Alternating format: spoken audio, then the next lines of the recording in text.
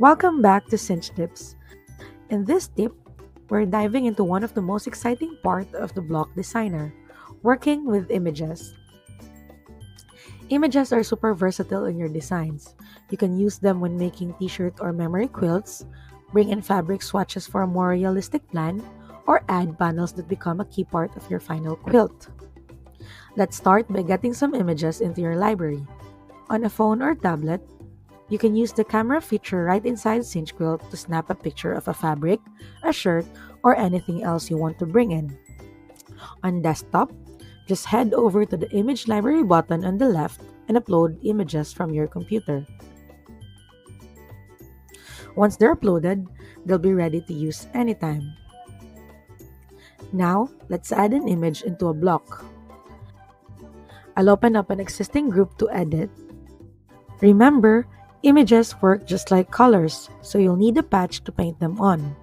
This could be a simple square, a custom shape you've drawn, or anything in between. On the right sidebar, go to Images and Fabrics and open the image library. I'll select a fabric I've already uploaded. Click OK, and now my cursor changes to show it's ready to paint. Clicking on any patch adds the image. And just like that, the fabric is placed across the shape. You can paint as many patches as you want, and images behave the same way as colors. But what if you're working on something like a t-shirt quilt or a memory panel? You don't want the image tiled across the patch. You want it to stretch to fill the whole area. Let's try that. I'll start a new group, add a big rectangle that fills the space,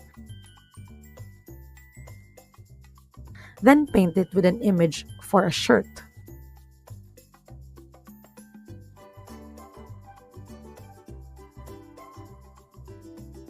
By default, it repeats, which doesn't look great. When I select the patch, notice the image options appear at the top. Here, I can toggle between repeat, stretch, or remove. One click, and now the image stretches to fit the shape perfectly. From here, you can get creative. Surround panels with borders, combine them with other shapes, and really make your design personal.